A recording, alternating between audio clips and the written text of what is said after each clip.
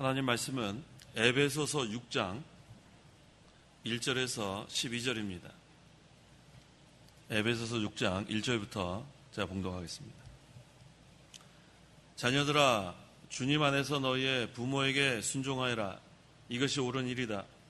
내 아버지와 어머니를 공경하여라.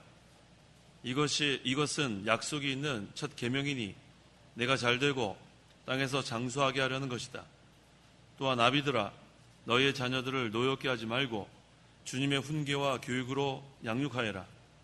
종들아, 두려움과 떨림으로 육신의 주인들에게 성실한 마음으로 순종하기를 죽게 하듯 하여라. 사람을 기쁘게 하는 자들처럼 눈가림으로 하지 말고 그리스도의 종들처럼 마음으로 하나님의 뜻을 행하고 성실히 섬기기를 죽게 하듯 하고 사람에게 하듯 하지 마라. 이는 각 사람이 어떤 선을 행하면 종이든 자유인이든 주께로부터 그대로 되돌려 받으리라는 것을 알기 때문이다. 주인들아, 너희도 위협을 그만두고 그들에게 이와 같이 행하여라. 이는 그들과 너희의 주께서 하늘에 계시며 그분께서는 외모로 사람을 취하시는 일이 없다는 것을 알기 때문이다. 마지막으로 너희는 주님 안에서 그리고 그분의 힘의 능력으로 강건하여지고 마귀의 술책에 대항하여 설 수 있기 위해 하나님의 전신갑주를 입으라. 이는 우리의 싸움이 혈과 육에 대한 것이 아니고 통치자들과 권세자들과 이 어두움의 세상 주관자들과 하늘에 있는 악한 영들에 대한 것이기 때문이다. 12절까지 봉독했습니다. 본문 1절에서 9절까지는 부모와 자녀, 또 종과 주인의 올바른 관계에 대해서 증거하고 있고, 또 10절에서 12절까지는 하나님의 전신갑주를 입으라고 했습니다.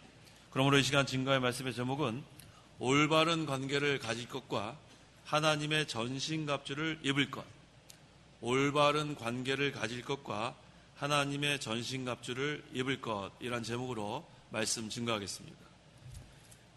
1절 자녀들아, 주님 안에서 너희 부모에게 순종하여라. 이것이 옳은 일이다. 부모와 자녀의 관계에 대해서 증거하고 있는데, 먼저 자녀들아 했습니다. 자녀들이 어떻게 해야 되는가? 믿음으로 부모에게 순종해야 합니다. 여기에 믿음으로가 중요합니다. 그 믿음으로 순종해야 되는 그 이유가 주님 안에서라는 단어가 나왔기 때문에 우리가 순종을 하는 것이 마땅한데 무조건 순종하는 게 아닙니다. 믿음으로 순종해야 신앙생활 잘할 수 있습니다.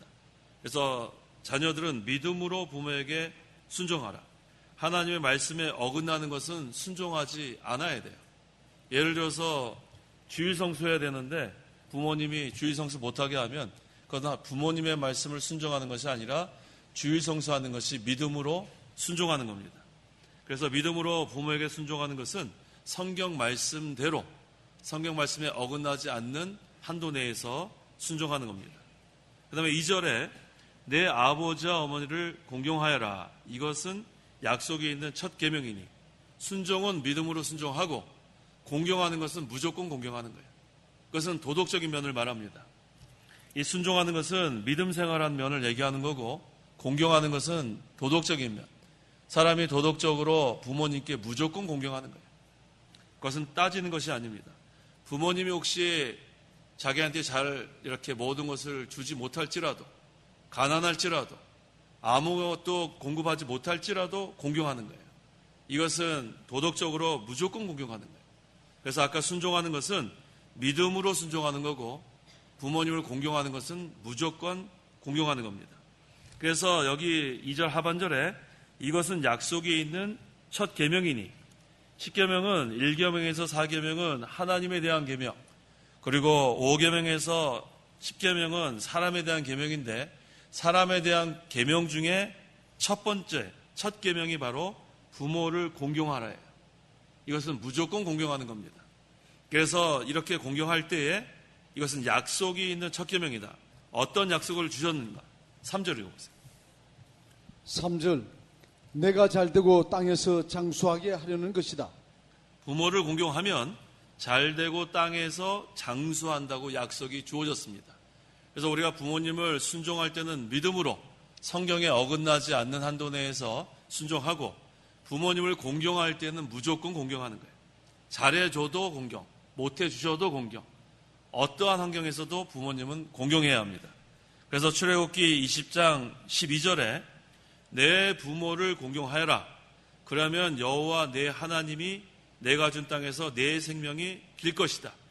우리 바른 성경에서는 장수하리라를 내 생명이 길 것이다. 이렇게 번역을 했습니다. 이게 원어의 뜻은 뭐냐 하면 실패하지 않고 잘 된다는 뜻이에요. 장수한다는 것은 생명이 긴다는 것은 중간에 실패하지 않고 계속해서 잘 된다. 그래서 부모를 공경해야지만 우리가 중간에 실패하지 않고 잘 된다고 했습니다. 또 일반적으로 부모님은 연륜이 있으시고 경험이 많기 때문에 부모님 잘 공경하면 부모님이 옳은 길로 보통 인도하십니다. 이렇게 믿지 않는 그런 부모님이라도 자식을 옳은 길로 인도하지 잘못된 길로 인도하는 분은 안 계세요. 그래서 우리가 부모님이 믿는 분이든 믿지 않는 분이든 공경하는 것은 무조건 공경하고, 그 다음에 순종하는 면에서는 혹시 믿지 않는 부모님이 성경에 어긋난 일을 우리에게 시켰을 때는 그건 순종하지 못해요.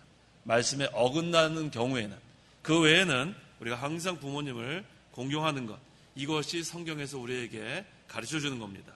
그 다음에 이번에는 4절. 4절. 또한 아비들아 너희의 자녀들을 노엽게 하지 말고 주님의 교양과 훈계로 양육하여라.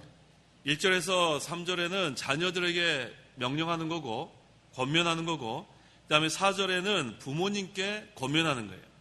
그런데 여기 1절에는 부모라고 했는데 주 안에서 너희의 부모에게 순종하여라. 근데 2절에는 아버지와 어머니라고 했어요. 내 아버지와 어머니를 공경하여라.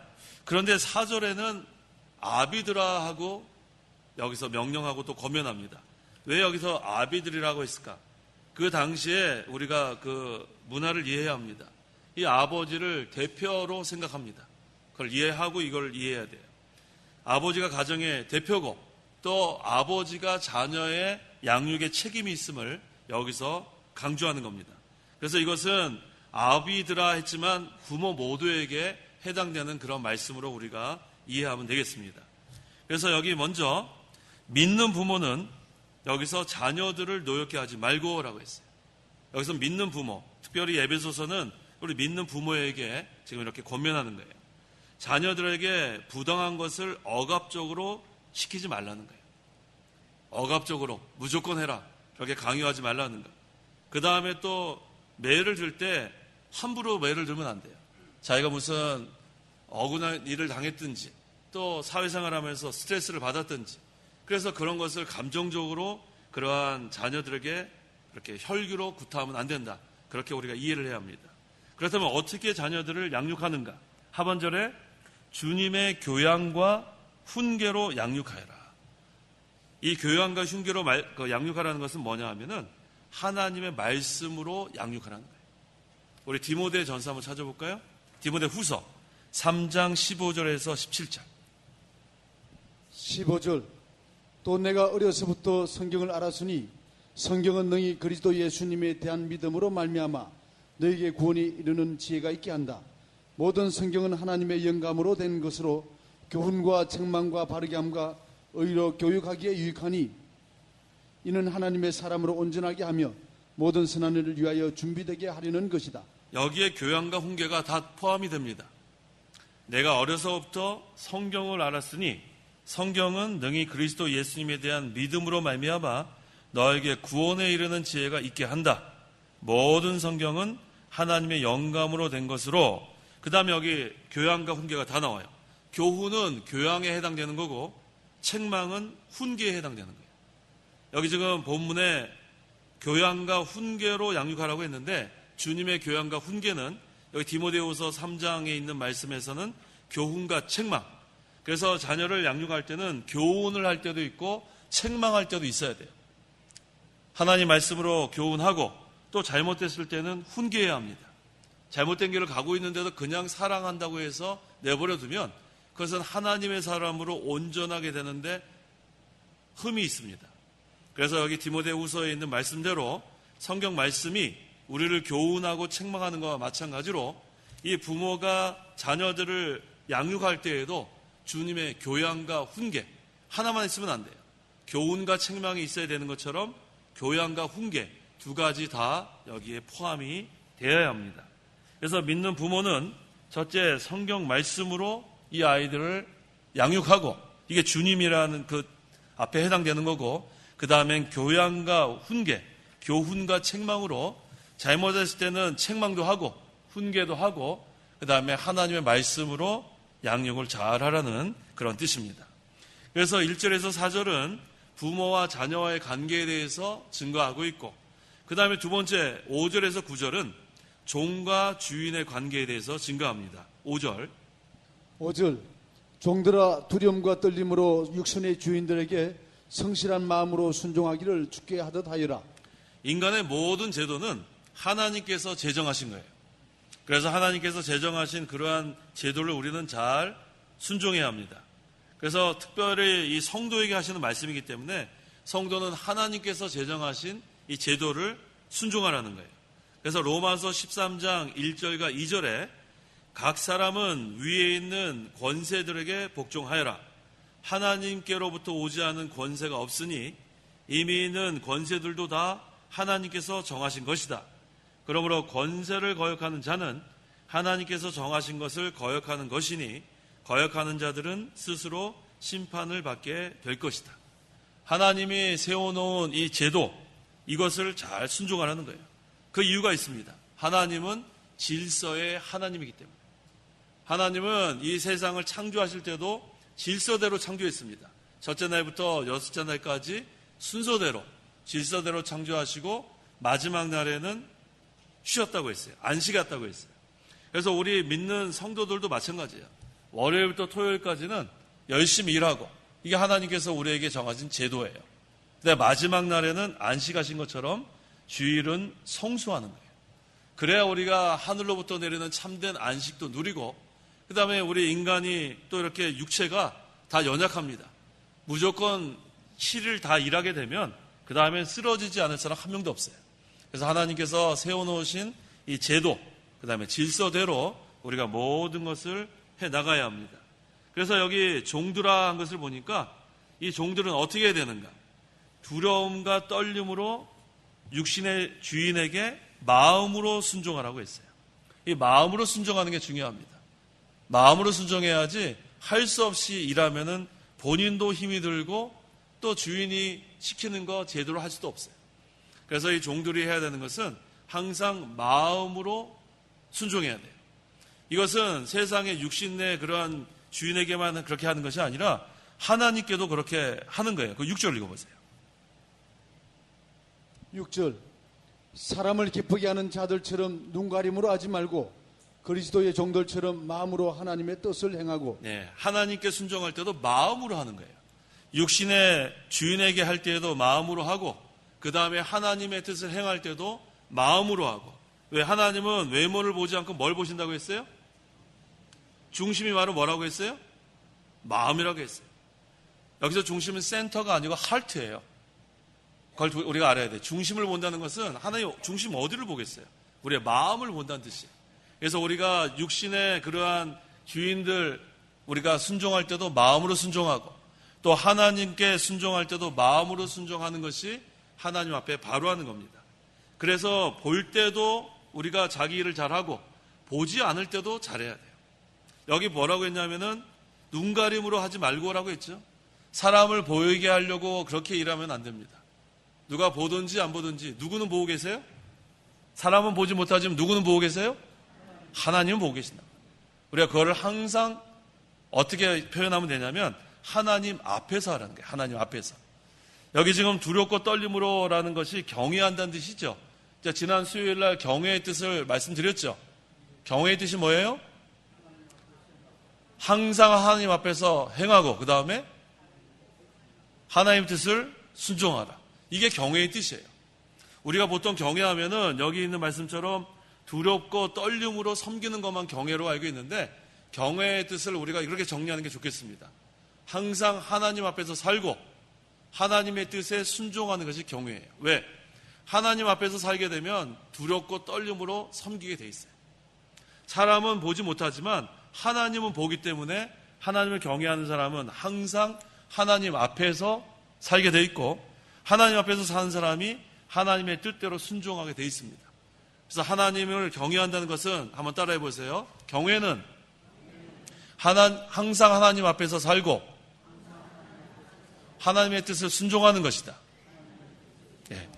항상 두 가지를 기억하세요. 항상 하나님 앞에서 살고 하나님 뜻에 순종하면 그 다음에는 사람을 이렇게 속일 수도 없고 사람 앞에서 눈가림할 수도 없어요. 하나님 앞에서 항상 사는데 어떻게 눈가림합니까? 그래서 우리가 하나님을 경외한다는 것이 어렵게 생각하지 마세요. 두렵고 떨림으로 어떻게 섬겨요? 다른 뜻이 아니라 항상 하나님 앞에서 행하고 하나님 앞에서 사는 것이 하나님 경외하는 거예요. 그렇게 될 때에 하나님의 뜻에 순종할 수 있습니다. 그래서 여기 보니까 마음으로 육신의 주인도 순종하고 그 다음에 마음으로가 또 들어가요. 마음으로 6절 하반절에 하나님의 뜻을 행하고. 그래서 하나님은 외모를 보시는 게 아니에요. 우리가 겉으로 그냥 잘하는 척하는 거 보는 거 아닙니다. 마음을 보시는 하나님, 그걸 늘 기억해야겠습니다.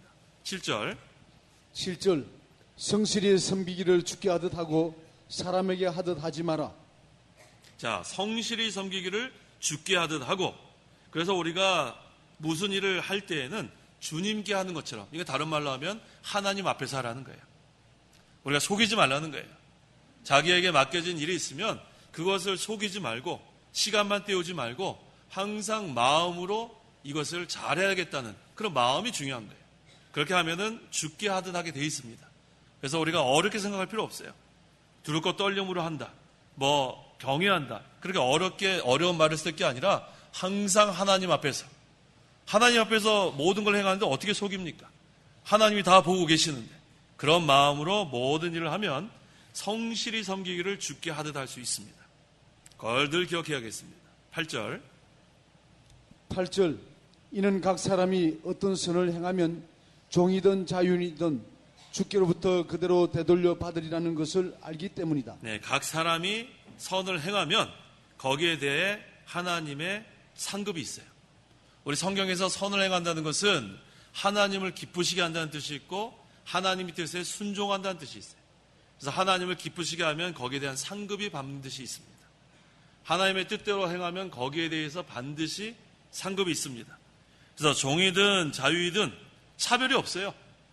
누구든지 하나님의 뜻대로 순종하는 게 중요합니다. 종의 자리에서 순종하든 자유인의 자리에서 순종하든 그대로 되돌려 받으려는 것을 알기 때문이다. 우리는 하나님 앞에서 차별이 없는 줄 알아야 돼요.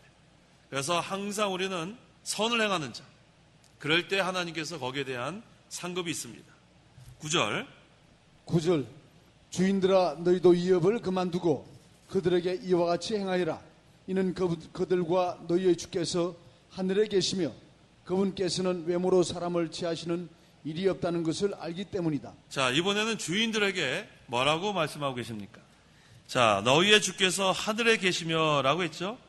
자, 이 세상에 주인들이 많이 있는데 그 주인들의 주인은 하늘에 계시다는 거예요. 내가 주인이 아니라는 거죠. 주인들의 주인이 하나님이에요. 그래서 이 모든 제도를 하나님이 세우시고 하나님이 정했기 때문에 내가 주장하면 안 됩니다. 모든 것이 하나님의 주권 가운데 이루어진 것을 인정하라는 거예요. 그래서 이 주인들도 결국은 하나님 앞에 바로 하라는 거예요. 종들도 하나님 앞에서 모든 것을 행하고 주인들도 하나님 앞에서 모든 것을 행하면 그러면서 모든 관계가 바로 된다는 거예요. 그래서 아까 이 종들은 마음으로 순종해야 되는 것처럼 이 주인도 위협을 뭐라 그랬습니까? 위협을 그만두고 그들에게 이와 같이 행하여라. 마음으로 진정으로 인정하고 서로 믿고 서로 위하고 그런 관계에서만 주인과 종들의 관계가 바로 되는 거예요.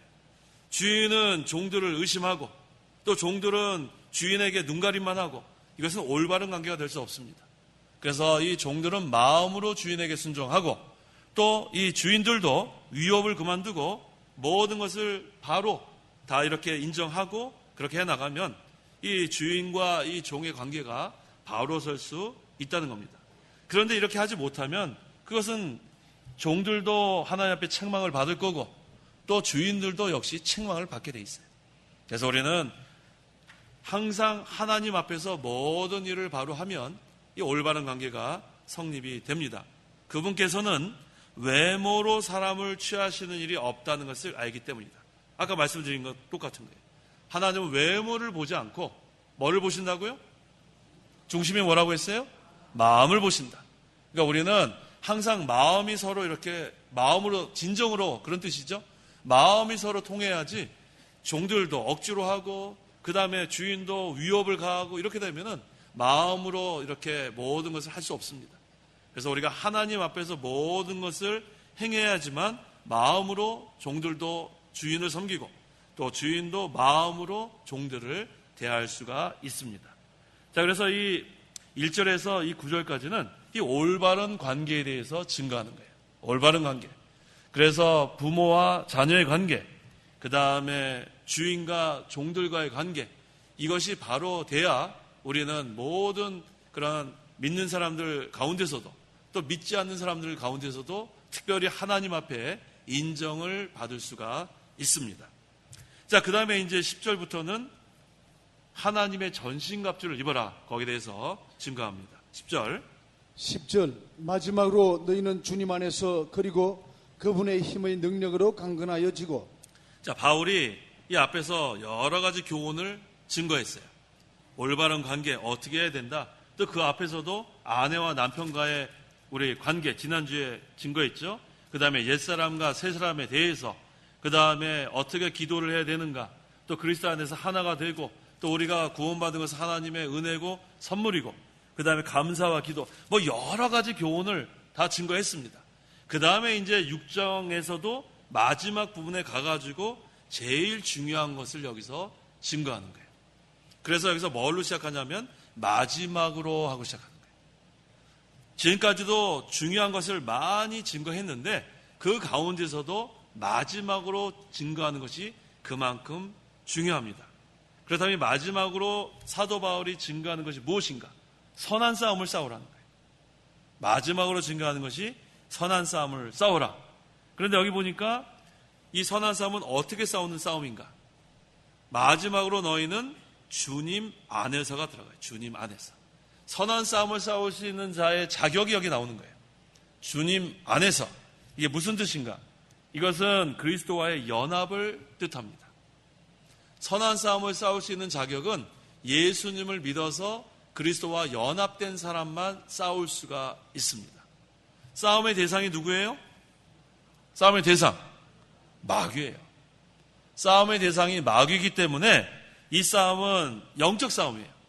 그런데 이 믿지 않는 사람들은 영적으로 우리 지난 몇 주 전에 증거한 것처럼 거기 에베소서 2장 읽어보세요. 3절 읽어보세요. 3절 그때는 우리도 다 그들 가운데 속하여 육체와 마음이 원하는 것들을 행하여 우리 육체의 정욕 가운데서 살았고 그들과 같이 본질상 진노의 자녀들이었으나. 믿지 않는 사람은 본질상 진노의 자녀들인데 그 진노의 자녀들이 마귀와 싸울 일이 없죠? 싸울 일이 없죠? 본질상 진노의 자녀인데 진노의 자녀가 무슨 마귀와 싸우겠어요? 그러니까 여기에 이 선한 싸움의 자격은 믿는 사람만 선한 싸움을 싸웁니다. 그래서 이 주님 안에서란 뜻은 그리스도와의 연합을 뜻하는 거예요. 우리가 예수를 믿으면 즉시 그리스도와 연합이 됩니다. 그러면 이제는 선한 싸움을 싸울 자격이 생기는 거예요. 그 다음에 그리스도의 정병이 될 자격이 생깁니다. 그래서 성도는 그리스도의 연합을 통해서, 그 다음에 보세요. 주님 안에서, 그리고 뭐라고 했어요? 10절에 주님 안에서, 그리고 읽어보세요. 다 같이. 그리고 그분의 힘의 능력으로. 첫째는 주님 안에서, 두 번째는 하나님의 능력으로 싸우는 거예요. 선한 싸움은 일단 자격은 누구냐 하면 그리스도와 연합된 성도. 그 다음에 무엇으로 싸우냐면 하나님이 주신 능력으로 싸우는 거예요. 이 능력이 어디서 나오냐면 그리스도께서 십자가에 달려 죽으시고 하나님의 능력으로 부활하셨어요. 이 능력으로 우리가 싸우는 거예요. 그래서 이 선한 싸움은 우리 믿는 성도들이 다 그리스도의 정병이 되어서 하나님께서 주시는 베푸신 지극히 큰 능력으로 우리가 싸워 나가는 거예요. 그 능력으로 싸울 때 뭐라고 했습니까? 강건하여지고. 우리가 강해지는 것은 그것밖에 없어요. 우리 한 사람 한 사람은 연약합니다. 한 사람 한 사람이 이 마귀와 대적하면은 이길 수 있는 사람은 한 사람도 없어요. 연약한데 어떻게 이깁니까? 그래서 마귀와 우리 혼자 힘으로 싸우려면 백전백패예요. 백전백패입니다. 한 번도 이길 수 없어요. 하지만 하나님의 능력으로 싸우면 백전 뭐겠어요? 백전 백승이에요. 내 혼자 힘으로 싸우면 백전백패. 그분의 능력으로 강건해지면 백전백승. 그래서 우리가 선한 싸움 싸우는 거에 대해서는 두 가지가 여기서 증거되는 거예요. 하나는 주님 안에서, 그리고 그분의 힘의 능력으로 강건해지고. 그래서 우리가 여기 모이신 성도 여러분들은 전부 다 선한 싸움 싸울 자격이 있습니다. 그리스도의 정병이 될 자격이 있어요. 왜? 예수님 믿었으니까. 그리스도와 연합이 됐고, 그 다음에 이제는 하나님의 능력으로 싸우면 되는 거예요. 그런데 이것을 모르고 내 힘으로 싸우게 되면 그 다음엔 다 집니다. 다 질 수밖에 없어요. 그래서 우리가 항상 하나님께 도우심을 받아야 돼요. 그래서 여기 보니까 하나님의 능력을 받으려면 어떻게 해야 되는가? 첫째는 말씀을 사모하고 기도해야 돼요. 말씀 사모하고 기도를 해야 하나님 앞에 나아갑니다. 하나님 앞에 나아가지 않으면 어떻게 능력을 받겠어요? 세상에 바빠가지고 이것저것 치우쳐지면 그 다음에는 능력 있는 생활하기 힘듭니다. 벌써 정신이 딴 데 다 팔려있기 때문에. 그래서 우리는 날마다 이기려면 날마다 말씀을 사모하고 날마다 기도해야 돼요. 이 선한 싸움은 매일 싸우는 싸움이 선한 싸움이에요. 하루 건너서 싸우는 게 아닙니다.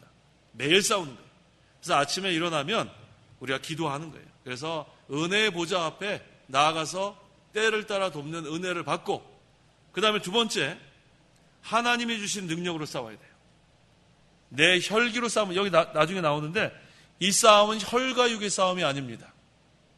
그런데 이것을 내 감정, 내 혈기로 싸우려고 하면 또 지게 돼 있어요. 혈기와 혈기의 싸움은 둘 다 망합니다. 악과 악과의 싸움은 둘 다 망해요. 한쪽에서 혈기 부리고 막 공격할 때 똑같이 혈기 부리고 똑같이 하면 둘 다 망하게 돼 있어요. 마귀가 노리는 것은 바로 그거예요. 한쪽에서 막 혈기 욕설을 다하고 막 공격해서 이쪽을 막 욱하게 만들고 감정을 막 상하게 만들고, 그럴 때 똑같이 더 심한 욕을 하고 똑같이 하게 되면 둘 다 이미 죄를 짓고 그 다음에 둘 다 망하게 돼 있어요. 마귀가 노리는 것은 둘 다 망하게 하는 거예요. 그걸 늘 기억하세요. 한쪽에서 시비를 걸어오면 참아야 됩니다. 그 다음에 선한 싸움은 선으로 악을 이기는 싸움이에요. 선한 싸움은 선으로 악을 이겨야지 악으로 악을 이기려고 하면 안 됩니다. 선한 싸움은 선으로 싸우는 싸움. 그래서 우리가 이 마귀의 술책을 알아야 됩니다. 그 11절에 나오죠? 마귀의 술책에 대항하여라고 했죠? 이 마귀의 술책이 바로 그거예요. 악하게 하고, 그 다음에 욕설을 하게 하고, 감정을 막 상하게 하고, 여러 가지로 막 흥분하게 만들고, 이게 바로 마귀의 술책인 줄 알아야 돼요. 혈기로 나면 뭘로 이기라고요? 혈기로 오면 뭘로 이겨요? 선한 싸움은? 선으로 이기라니까, 선으로. 혈기로 이렇게 할 때 혈기로 맞붙이면 둘 다 망하는 거예요. 악으로 이렇게 공격할 때 뭘로 이기라고요? 선으로 이기라는 거예요. 악을 악으로 갖게 되면 둘 다 망하게 됩니다. 그래서 우리는 항상 이걸 기억하세요. 마귀의 술책에 대항하여예요. 마귀의 술책. 마귀는 둘 다 망하게 하는 게 마귀의 술책이에요. 그래서 한쪽 사람이 참아야 돼요. 한쪽 사람이 선으로 대항해야 돼요. 똑같이 하게 되면 둘 다 망하게 돼 있어요. 우리가 박수 한번 쳐보세요. 박수 한번 쳐보세요. 예배 시간에 박수 치면 안 되지만 둘이 마주쳐야 소리가 나는 거 아니에요? 근데 한쪽만 해봐요. 백날하면 소리 나요, 안 나요? 하다 보면 어떻게 될 것 같아요? 이쪽 손. 재원아, 계속 하루 종일 하면 어떻게 되겠어요? 하다 말게 돼 있어요. 어떻게 이거 계속 합니까? 나중에 지치게 돼 있어요. 욕설도요, 계속 못 합니다. 어떻게 욕설을 계속 하루 종일 하겠어요? 자기도 쓰러지게 돼 있죠. 악도 계속해서 악독하게 하는 것도 지치게 돼 있어요. 우리는 누구를 지치게 만들어야 되냐면 마귀를 지치게 만들어야 돼요. 마귀. 누구를 지치게 만들어야 돼요? 마귀가 질려서 달아나게 만들어야 돼요. 마귀가. 이거 별수단과 방법을 다 해봤는데 안 되는구나. 욕도 하게 만들고 혈기도 부리게 만들고 여러 가지 악한 걸 다 동원했는데 끄떡 안 하면 어떻게 되겠어요? 질립니다. 그런데 마귀가 그렇게 여러 가지 술책으로 했을 때 거기에 쉽게 넘어가면 안 된다는 거예요. 그러면 벌써 선한 싸움, 우리 벌써 다 지금 그리스도의 정병인데 선한 싸움 싸울 자격이 있는데 그 자격이 무색해 되는 거예요. 잘 기억하십시오. 항상 우리는 선한 싸움을 싸우는 것은 선으로 악을 이기는 거예요. 뭘로 악을 이겨요? 항상 그렇게 기억하세요. 하나님 오늘도 선한 싸움 이기게 해달라고. 뭘로 싸워야 이긴다고요? 선으로 이겨야 돼요. 선으로. 전부 다 우리 마음속에 하나님 나라가 이루어져야 됩니다. 진동하지 않는 나라. 그래야 유동치 않는 거예요. 마귀는 어떻게 하든지 넘어뜨리려는 게 마귀의 술책이에요. 그래서 목사도 넘어뜨리고 장로도 넘어뜨리고 집사도 넘어뜨리고 모든 성도 넘어뜨리면 그 다음에 누가 싸우겠어요? 마귀는 그걸 노리는 거예요.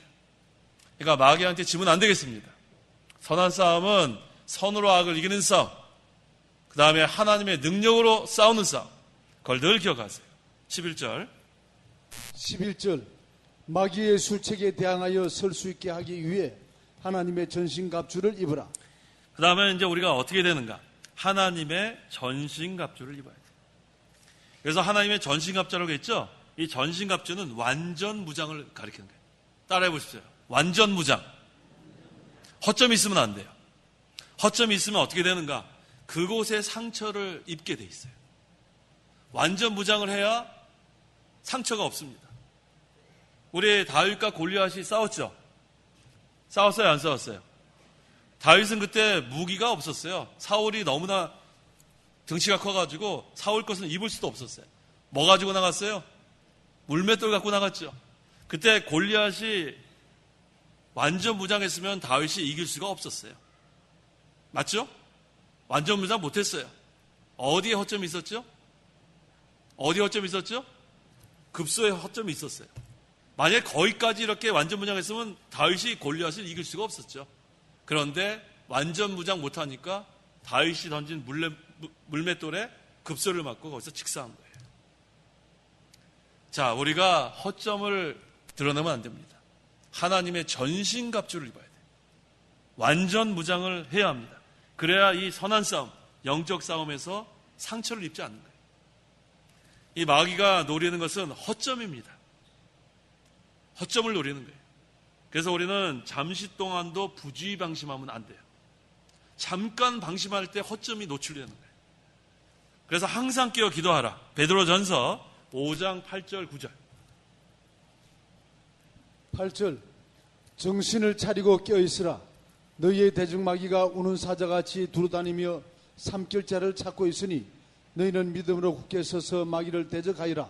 너희가 아는 대로 너희의 형제들도 세상에서 동일한 고난을 받고 있다. 정신을 차리고 깨어 있어라.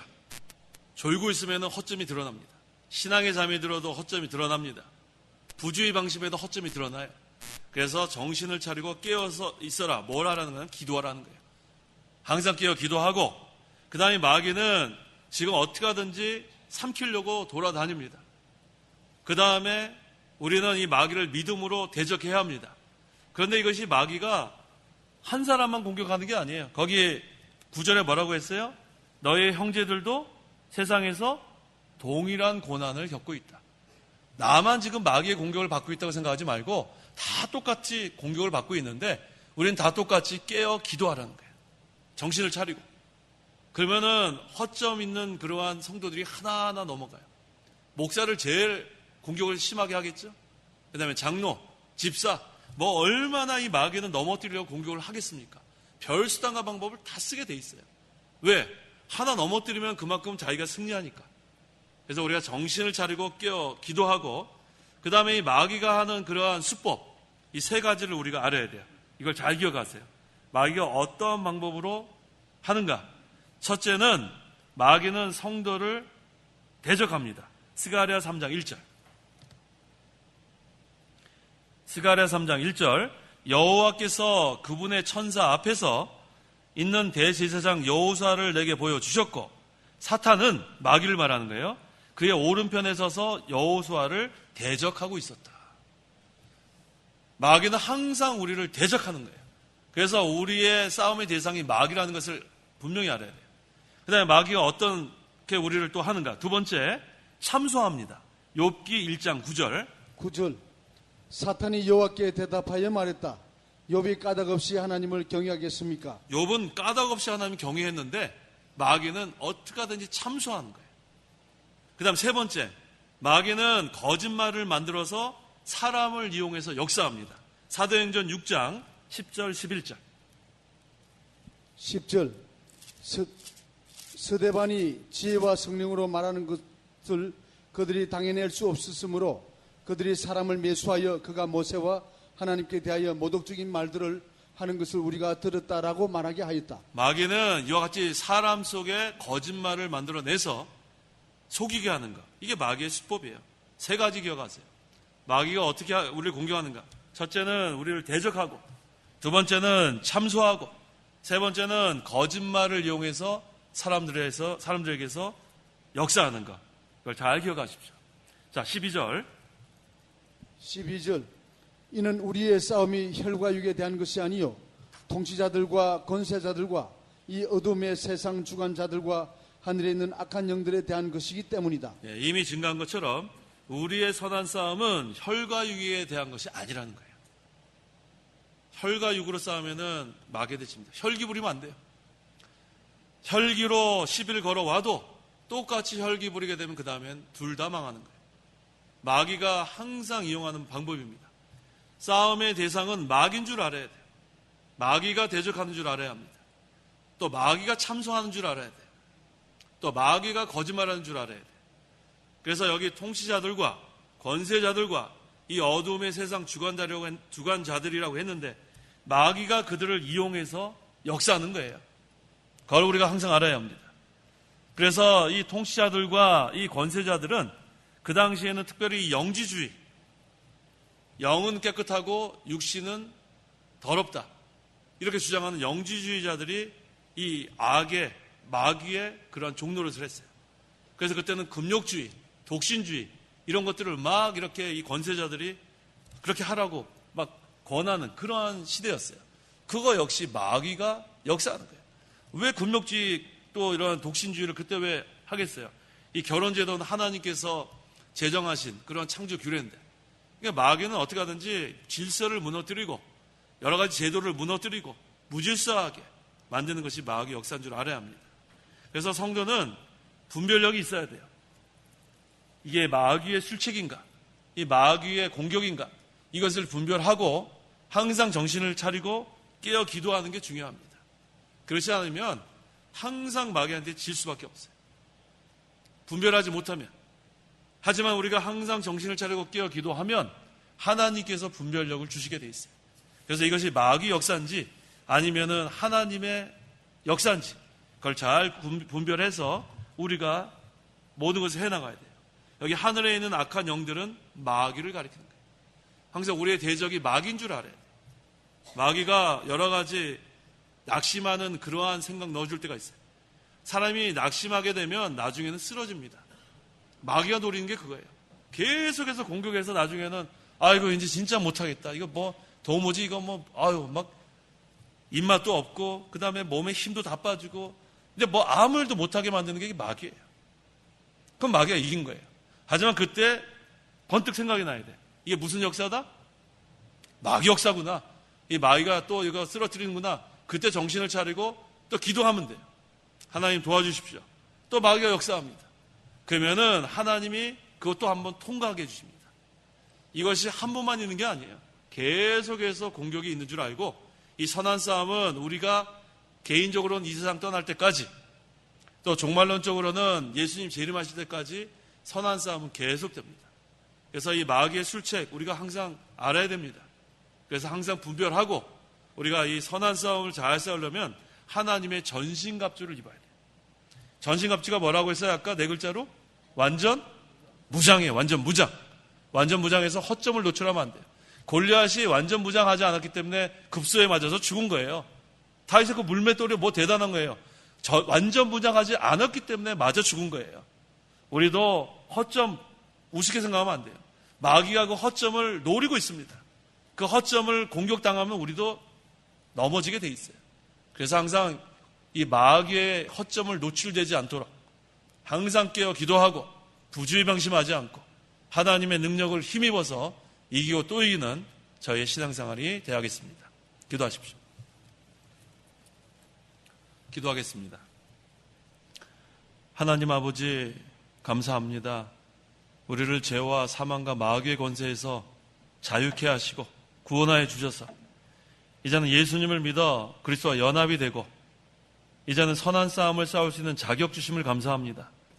그리스도의 정병으로서 이 마귀가 우리의 대적인지를 분명히 알고 이제 하나님의 전신갑주를 입어서 완전 무장해서 이 마귀와 대적에 싸우고 이기는 저희 모든 성도들에게 도와주시옵소서.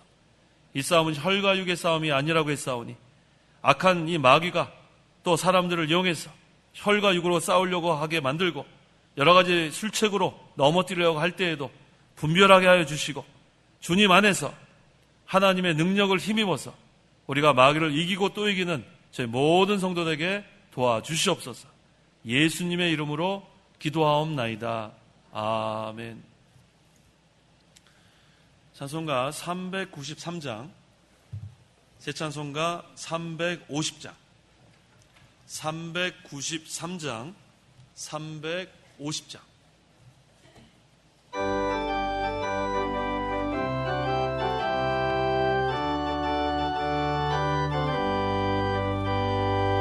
우리들의 싸울 것은 혈이 아니요 우리들의 싸울 것은 육체 아니요 마귀 권세 힘써 싸워 깨쳐버리고 죽을 영혼 살릴 것이세 일심으로서 힘써 나가세 일심으로서 힘써 싸우세 마귀들의 군사들과 힘써 싸워서 성경고를 울리기까지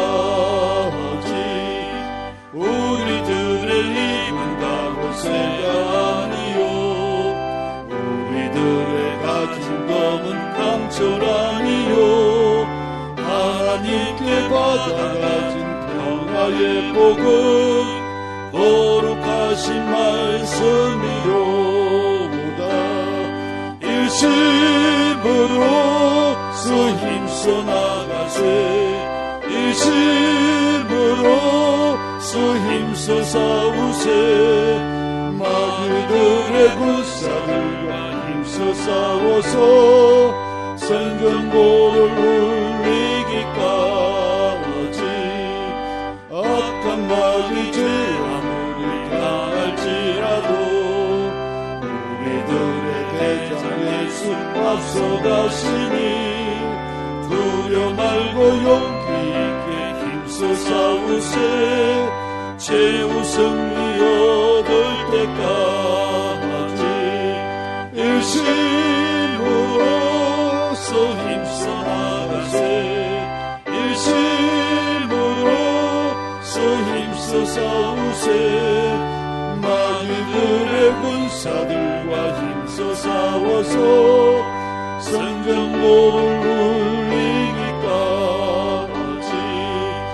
죄악 중에 빠진 사람 죄를 뉘우쳐 십자가에 달린 예수 믿기만 하면 위태한 데 빠진 영혼 구원 얻어서 천국 백성 될 것임이세 일심으로서 힘써 나가세 일심으로서 힘써 싸우세 마귀들의 군사들과 힘써 싸워서 생전고를